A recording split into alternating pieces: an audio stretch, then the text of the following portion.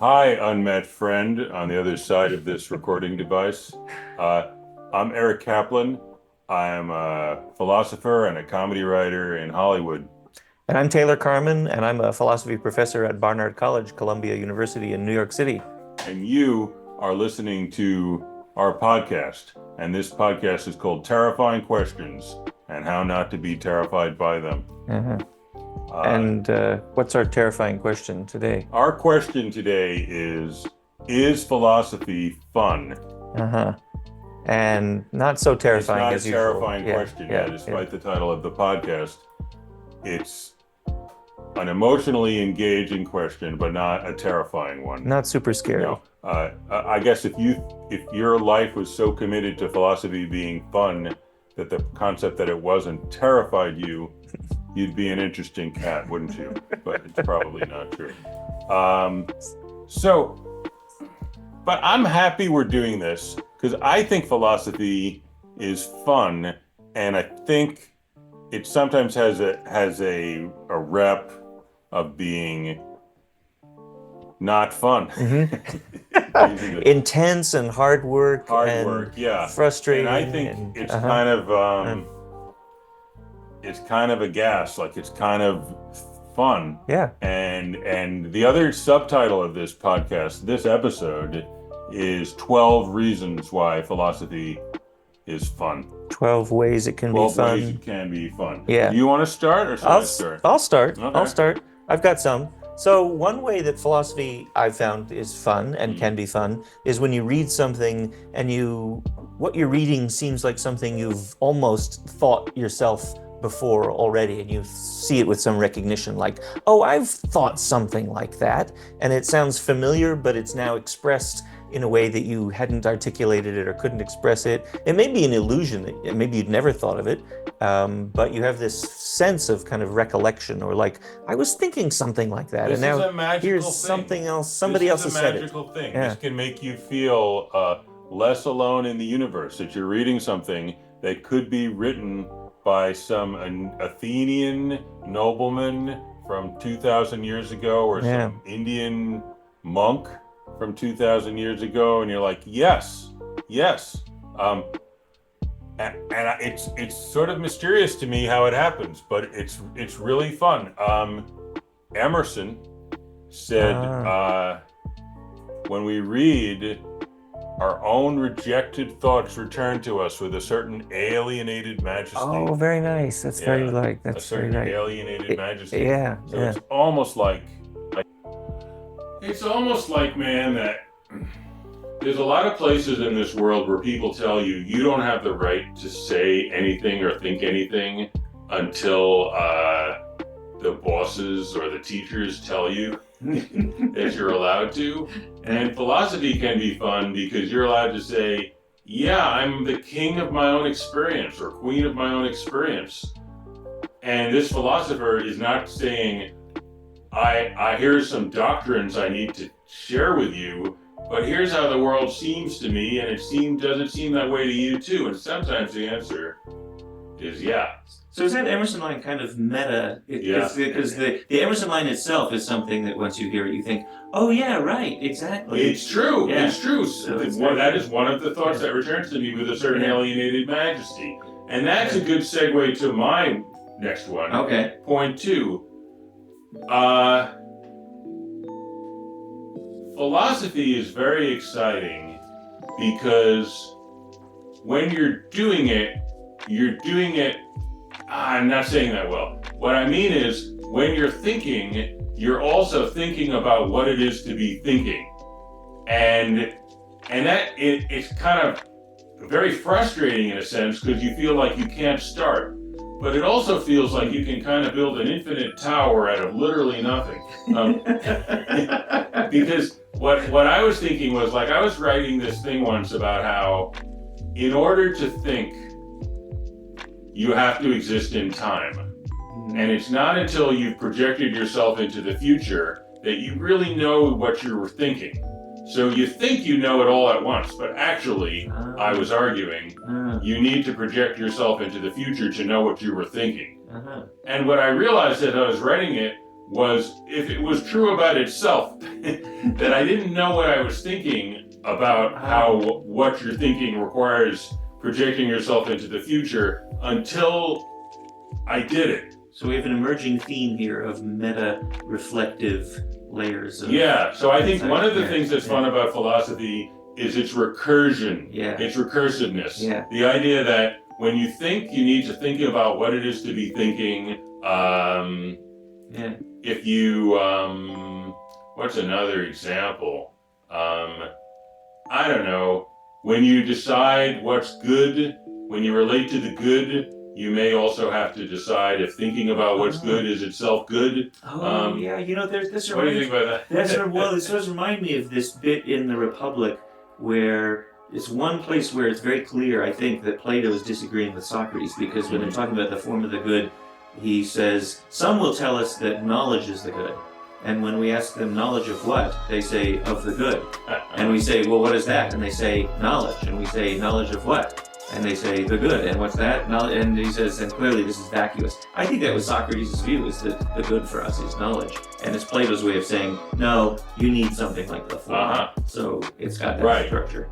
Right. So, like, what counts as a good argument is something you might need to establish for an argument. Yeah. And like, let's suppose you think, and I'm kind of coming to think this honestly, listener, that like the heart is part of thinking well, and that's sort of something I need to know with my heart. Right. So that's a kind of strange thing, that it's almost like it's a form of self-knowledge, and what the self is knowing is that the self is a thing that can know itself. Something strange like that. Yeah. And the really fun part, I think, gets to be the point where you say, okay, so, well, what is the good after all? Now try to define good. Right. Arguably that is like maybe the most primitive concept, along with being, maybe truth. They can't be defined because we don't have any concepts that are more basic than them to base them on. Because when you get right down to it, what is there to say about what is the good after all? In other words, you might know all these things are good, and then you want to say, well, what makes them good? You have to know what the good is to know that those are good, and so tell me what the good is. And you can't really. It's a primitive notion. So it might be. I think that's fun. I think that's great. You think it's fun to drill down to the most basic. Yeah. Why is that fun? Yeah, because it's mysterious, and it also cuts against this impulse that everything can be explained and everything can be defined. You reach these primitive notions that are familiar to everybody, and nobody can really give an account of them beyond what you know when you use the word or when you recognize something as good. So it's something profound that's also immediately familiar in your ordinary experience. Profound and immediately familiar. I dig that. And I think there's something about it which is sort of like, it's almost like an end of anxiety, because it's like you could be like, oh, I'm anxious because I'm dealing with things in my life that are mysterious, but you could also feel like, I don't need to explain it anymore. Yeah, I've reached solid ground. Ground, even if that ground is an enigma. Enigmatic. Okay, let me give you another one. Yeah, let me give you another one. So another way that philosophy is fun is when you, and this is just the opposite of what I was saying before about the familiar thought, is learning about something that's really alien and totally unfamiliar, and then the more you look at it and think about it, the more it starts to make sense. But it didn't make any sense to you when you started. So it's like discovering something altogether new that somebody else was thinking. They were thinking in a completely different way. It's foreign to you, but you've like now the swan ladle tuba. Okay, what's that? I don't know. I was trying to. Still mysterious. Okay, give a serious example. I'll give you a serious example. Yeah. That for years, when I was reading Descartes and thinking about Descartes' dualism, he thought the mind and body are distinct things. I just thought, how silly and how crazy. And as Princess Elizabeth pointed out to him, it's a mystery how the mind and the body can interact with each other, because the mind isn't even in space, it's not extended, and this just looks like a hopeless theory. And a lot of people, especially in the 20th century, philosophers have just thought, this is a completely hopeless view. It's obviously wrong, it's obviously unintelligible. And I've thought that too. And I guess I still think that's probably true. But the more I've read Descartes and taught Descartes, the more I start beginning to see it through his eyes. And there's a few things that start making it seem not dumb at all. Like, for example, that when you say the mind is not extended. It doesn't have any spatial location or dimension. You can hear that as also saying, don't try to think of it as something causally interacting with physical bodies, because you cannot, in principle, you cannot understand that. And what Descartes said in response to Princess Elizabeth was, this is something we cannot understand. And for him, there's principled reasons you can't understand it. The other thing he says that's kind of odd when you first hear it is when he says bodies are defined by extension. What that means is that the body is the space it takes up. So there's no such thing as empty space without a body in it. Okay. Right? So there's no vacuum. So all space is filled up with body. There? There's always something in there. Oh, there's air. Air. Okay. Yeah, there's air. Right. Yeah. Right. So when you think of it that way, it's another reminder that it's a mistake to think of mind and body as two things that are in any sense occupying the same space. I mean, certainly not physically, but in a way not conceptually either. I don't think this view can be true, but there is a way that you can get inside Descartes' head and see things through his eyes. And then you can see that, look, he thinks that our understanding of our minds is better than our understanding of physical bodies. So you understand perfectly well what's going on when you move your arm. But when a thing falls from the sky, you don't have any very good understanding of why it's falling. I mean, why do things fall? You don't know, but you know everything there is to know about your arm moving. You know why fools fall in love, but you don't know why apples fall from trees? Yeah, Okay, right, yeah, exactly. enough, There you fair go. enough. So anyway, that's a dualistic view that almost everybody rejects. And I and many people have just been in the habit of dismissing it as kind of dumb. And it's not dumb. It's very sophisticated. And in fact, it gets you out of all kinds of impossible problems that we're still grappling with about mind and body. You pay a heavy price for it, but it's a very ingenious way of avoiding a lot of possibly intractable problems. Now, okay, so I'm going to say another one. And I think this is number 4. Okay. And it's related to what you just said about understanding Descartes, which is like, so look, a lot of people on Twitter are very defensive, and they like to think that everybody else is stupider than they are, or at least they front as such. I don't think they really believe it, because I think it's such a silly thing to think. But to think that other people might be genuinely much smarter than me is kind of fun. Yeah. Because it gives me the opportunity to stand on tiptoes, kind of. Right. And there's a Moza, like, and what it means is, and I'm not sure if this is a separate thing, but it's sort of like that opposite views can all be true, and they can all be worth taking seriously. So there's a Chinese philosopher named Moza, and he said, whenever two people disagree, they don't understand each other.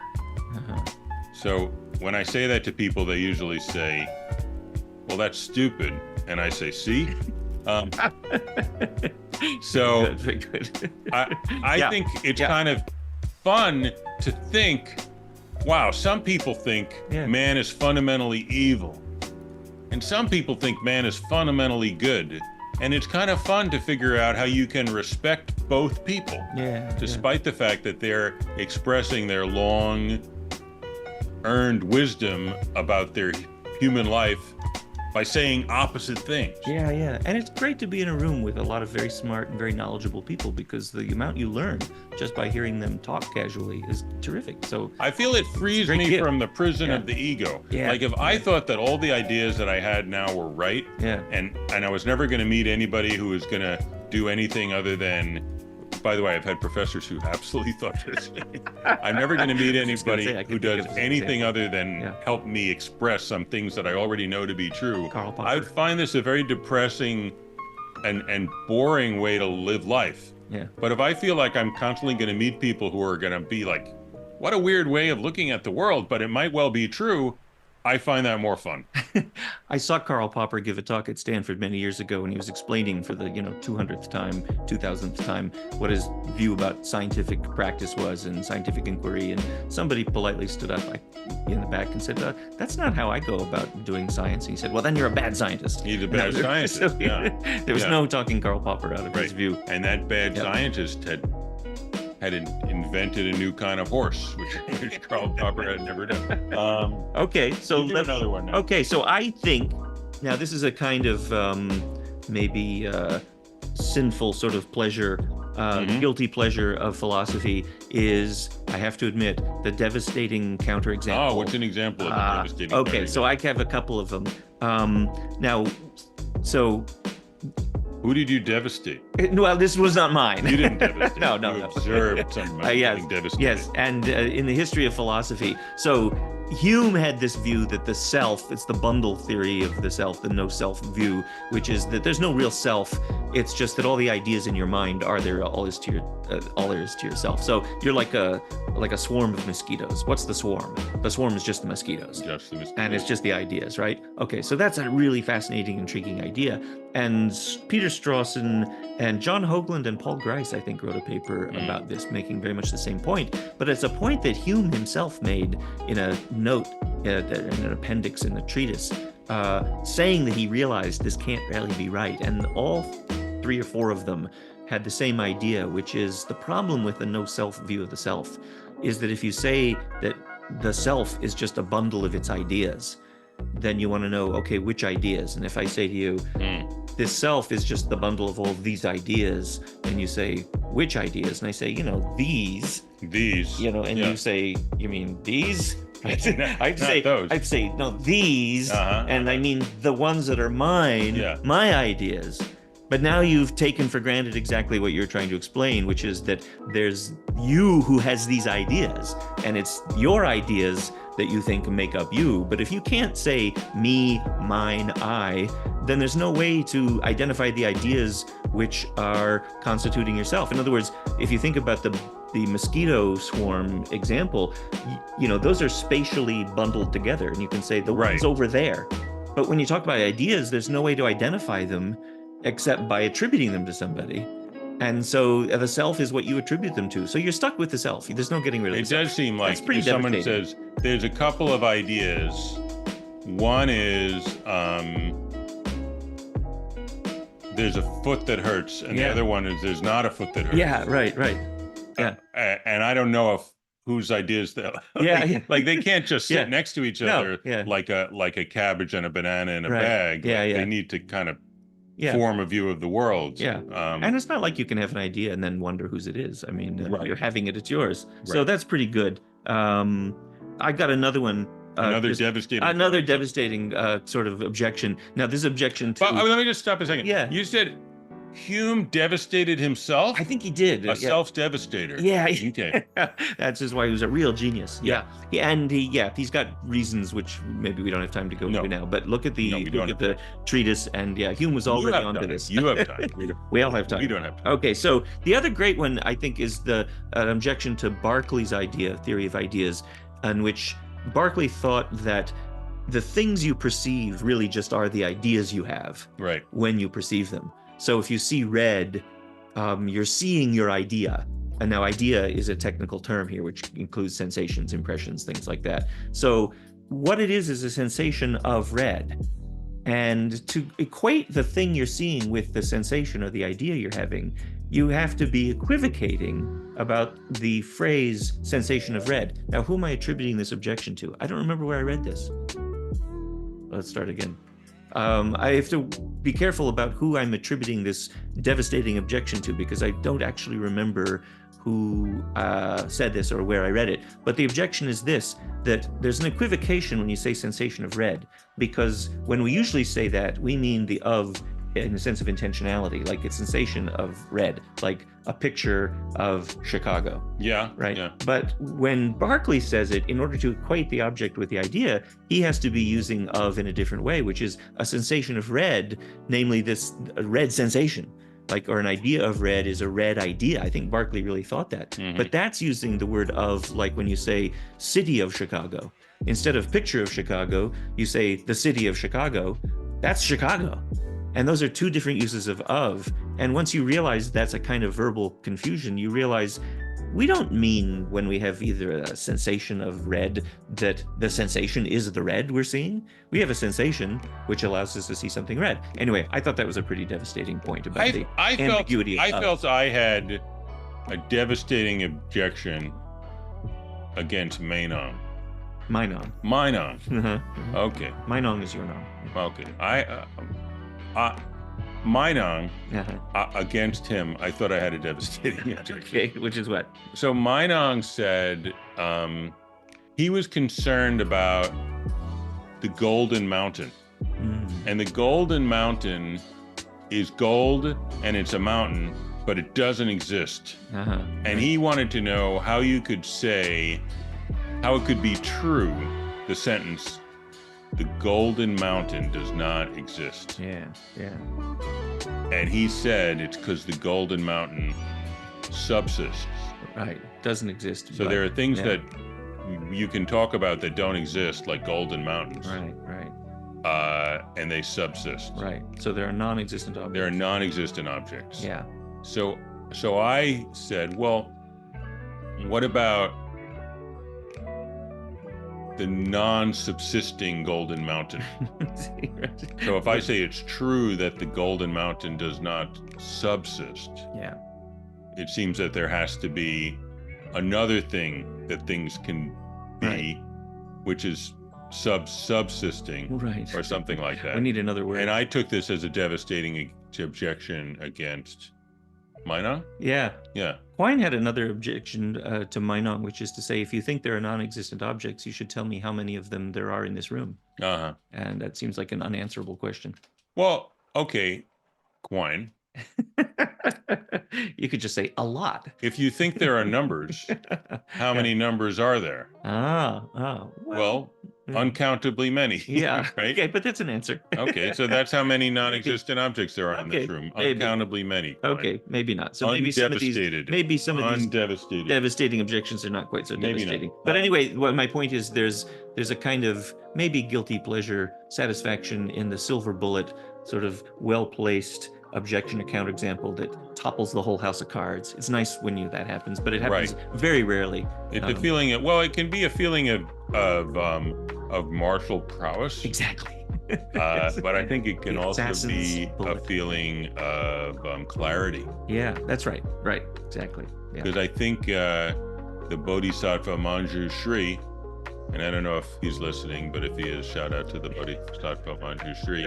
He's the Bodhisattva of wisdom, and he's portrayed with a sword because he cuts through conceptual confusion. Oh, good. Good for him. Good for him indeed. All right. Okay. I have another one. What number is this? 7? I lost. You lost count. I think it might it's be 6. number 6. Yeah. Okay, I think it's I think that philosophy can ask questions that make me alive to possibilities that I didn't realize were possibilities. Oh, good. And it almost, Good. it's Oh, almost like makes me feel like I was numb before and now I'm coming alive. Right. And I'll give Good. one example Good. is that Plato asks the question, everybody fears death and loves life, but none of the people expressing an opinion on this topic are dead. He didn't have access to the Ouija board, right? So therefore, they don't know. So one of the characters in the Platonic dialogues is like, strictly speaking, it's an open question, which is better, life or death? And I'm like, well, that's pretty cool. Because here I was going along like an idiot, assuming that life was better than death. Right. But Plato has made me think maybe I don't know. Right. At least I didn't realize I needed to think about it. Yeah. And I like that. Everybody who has an opinion about it is sort of biased. He's biased. And ignorant. I had an experience like that when I heard Bert Dreyfuss kind of just casually sum up a sort of part of Foucault's views about sexuality, just is that this whole idea of sexual identity is just maybe a total myth. It's just a total superstition. Now that may not be true, but when he said it, I had that experience of like, oh, wait a minute, like maybe just a whole bunch of presumptions just sort of fall away, and you think maybe this has just been a kind of illusion. Right. Yeah. Like we've been beaten into it by our dads that like the kind of sexual pleasures you enjoy is very, very important to who you are. And tells you who you are and what. Yeah, and maybe then that's it's like, just what if maybe there's nothing to that at all. Maybe that's just stupid. Yeah, I think that's really funny. I found that very liberating. Another one, and you gave Bert a big kiss. No, he wouldn't Yeah, have. no. He might have said he might have talked the talk more than he talked the walk. Unlike Foucault. I gave him a nice firm handshake. Yes. Yeah. But another one that I thought of is in Saint Augustine, great African philosopher, greatest Christian philosopher ever, said, "What is time? I think I know what it is, but then when I actually try and examine what it is, I find I can't answer it." And it's like, whoa, when you first read that, you're like, oh man. Right. Yeah. What is time? Right. It's like one of those primitive notions again, like What is truth time? and good and being and And for a while, like at some point I read Einstein. He has a little book called Relativity when I was like 14. It's like, well, it's just like space because something can be 1 foot high, 1 foot wide, 1 foot deep, and 10 years in duration. It starts, and then 10 years later, it's destroyed. Right.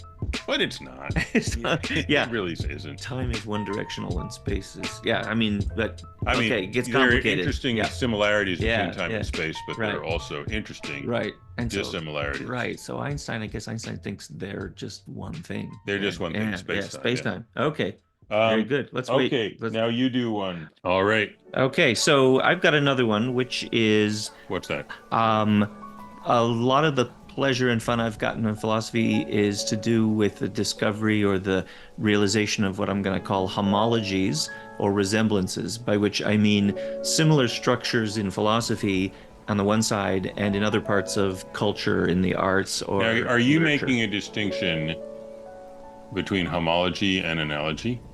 I don't know if, well, I think, it's not quite the same idea. You know how they say that like the wing of a bat and the wing of a bird are not homologous because the wing of a bat is a hand and the wing of a bird is an arm.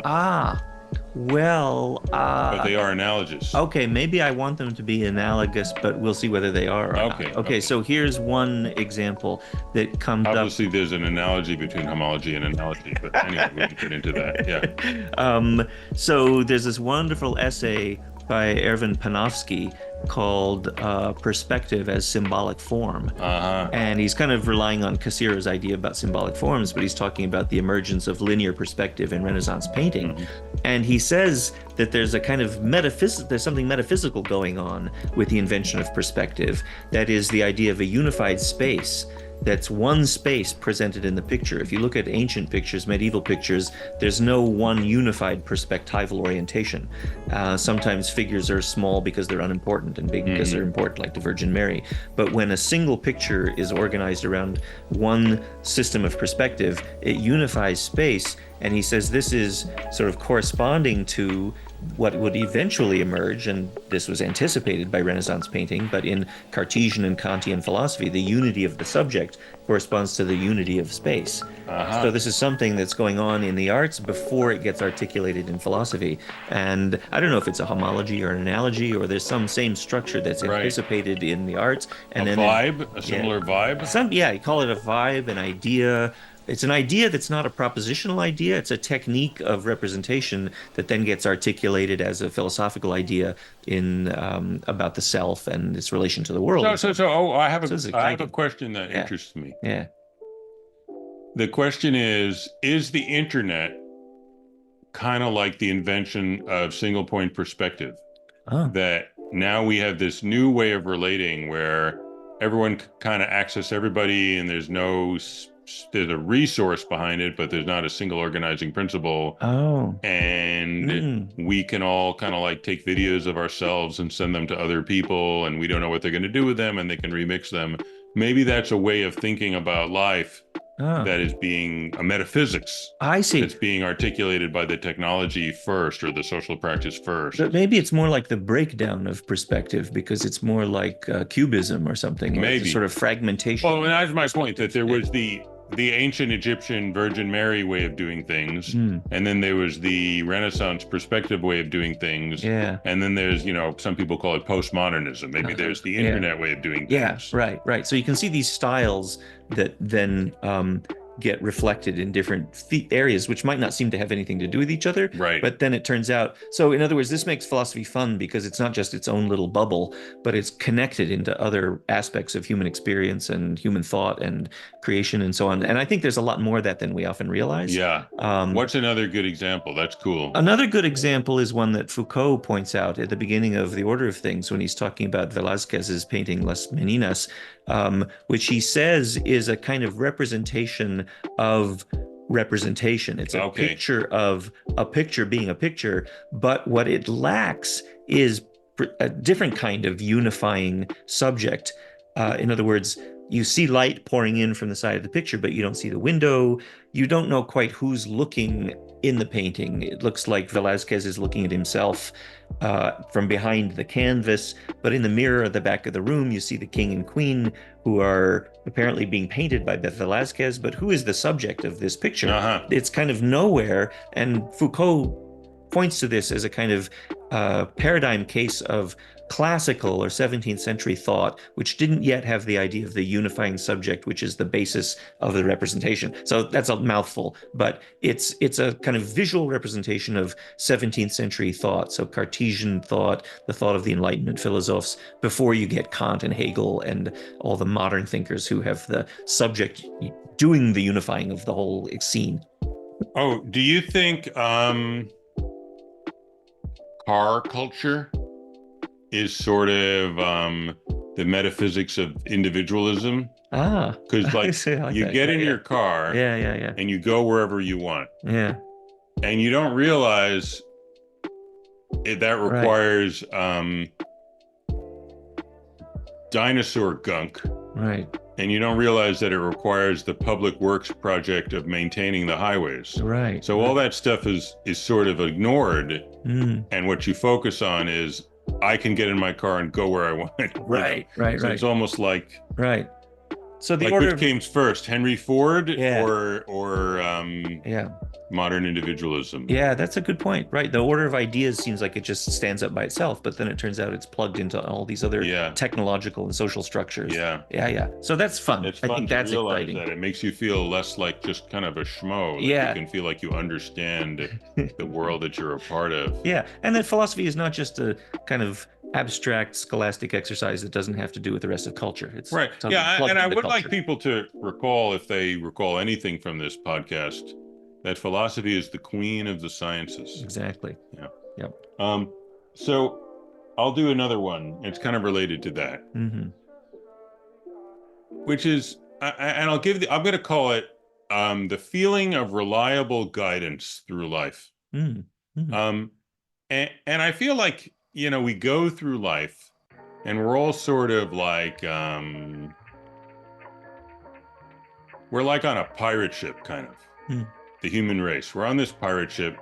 We're coming from somewhere. We're going someplace. Sometimes we get lost. Sometimes we end up in these fights with each other.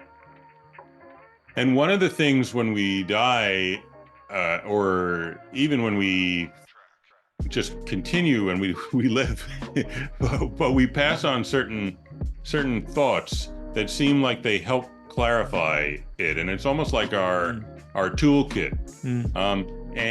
And one of the ones, an example I was thinking of was, I came across this idea in the philosopher Richard Rorty, and he says, whenever you're having an explanation, whenever you ask for an explanation, one of three things will happen. Either, first, the explanation will stop somewhere. You'll say, people fight because we're competitive beings, and that's the end. Or people fight because we're competitive beings because of evolution, and that's the end. And you say, why is there evolution? Well, there just is. Or you'll go in a circle of explanations. Or it'll be an infinite chain of explanations that never ends. And those are the three possibilities. And anytime I get worried about why things are, or there are any explanations, I take out my lucky rabbit's foot, which is Munchausen's trilemma. And I'm just like, or my map, and I'm like, well, there's going to be three ways it's going to go. There's either going to be an infinite chain, an unexplained explainer, or what's the third one? A circle of explanations. And that makes me feel pretty good. I see. Because I don't need to You don't have to worry always about a fourth option. I don't need to always worry about explanation. I feel like I've got that sorted thanks to Richard Rorty. I see. What do you make of do you think this is an explanation? I heard somebody say this is an explanation. Somebody comes into the room wearing a hat, and you say, "Why is he wearing a hat?" And you say, "Oh, he always wears a hat." Is that an explanation? Yeah. I think it is. Yeah, it's an explanation. I'm not sure it's one of those three. Oh, it's not one of those three? I think it's one of the three, because it ends with the things he does. I see. Okay, he's doing it now because he always does it. He's the kind of dude. That's an who unexplained. always wears a hat. That's an unexplained explainer. Okay, we'll go with that. Yeah. Fair enough. Okay. Cool. What number are we at? I think we're at 9. Okay. Okay, I'm going to give you 9. So here's another thing fun in philosophy. Yeah. I'm going to call it the illuminating reversals. Oh, go on. What are the illuminating reversals? The illuminating reversals are dog. So watch and learn. Okay. So here's one. So Plato thought the good was unified. There's one good, and a lot of philosophers still think that, like, all the good things have to belong to the good, and there's just one good. Not one thing that's good, but there's goodness, and that's it. And then maybe all the bad stuff is multiple, and so on. And Stuart Hampshire, who's a teacher of mine back in the day, had this interesting suggestion, sort of inspired by Isaiah Berlin, which is that you shouldn't think of the good as unified. You should think of the evil or the bad as unified. Because the unity of the bad is that everybody agrees that starvation and pain and imprisonment and death and, are all bad. And disease and suffering. Right. There's no cultural disagreement about that. There's not like some cultures think that's all great and some don't. Well, some cultures think slavery is okay. Yeah, as long as you're not the slave. Yeah. I know there's being a slave is going to be bad. Fair enough. Right. Yeah. Suffering the misery of slavery and so on is going to be bad. Fair enough. Being a slave. Sure. Right. But you should think of the good as multiple, because there's a whole bunch of different ways to get away from the bad stuff towards something good. But you could approach the good by achieving enlightenment, or you could have a happy family, or you could engage in a life of study or pleasure or exploration, or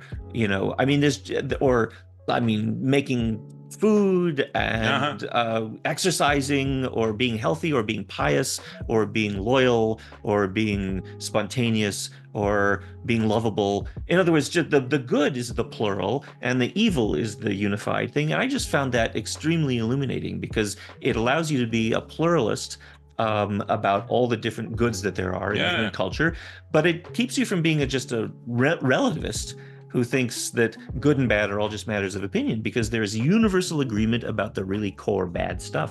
And so there's a universalism that you recapture by flipping the good and the bad around. By flipping, yeah. That's an illuminating reversal. That's an illuminating reversal. I dig it. Very much. Okay, I have a final one. All right. And I know this. I've been thinking about this because I'm reading a great book called Magnificent Rebels about the Jena scene. And the Jena scene were German poets and philosophers like Hölderlin and Hegel and Schiller and the Schlegel brothers. And Coleridge came over from England. Novalis. And it's kind of like they were all friends and they were all kind of philosophizing at the same time. And I think philosophy can create a fun sense of community. It can create a fun scene. Right. Because like you're all kind of together trying to articulate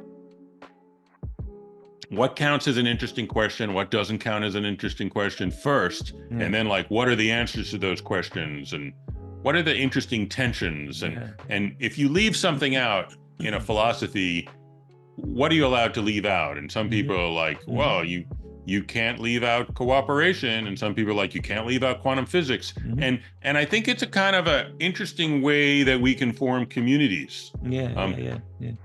And I want to invite you at home, if you like this podcast, to share it with your friends and think about it and talk about it and join our scene. Excellent. Excellent. Our community of terror. Our community of the unterrified, the courageous. I was going to say the few, the courageous, but I have no investment in it being the few. I hope it's the multiple and courageous. The formerly terrified, and now courageous and Yeah. content and Now having enlightened. fun. Have you ever heard Robert Nozick's definition of fun? No. It's something that gives rise to spontaneous, happy smiles. Excellent definition. Yeah, well done, Bob Nozick. Okay. Okay. Is that 10? Did we reach 10? I think that's 10. Okay. And we're going to say now, the other title of this podcast is 10 Ways Philosophy is Fun. And the other thing we're going to say is the subtitle of this podcast is 9 Ways Philosophy is Fun. In case we decide one of them sucks and we're going to cut it. Okay? Okay. Okay. Done. Very good. Finito. Okay, thank you.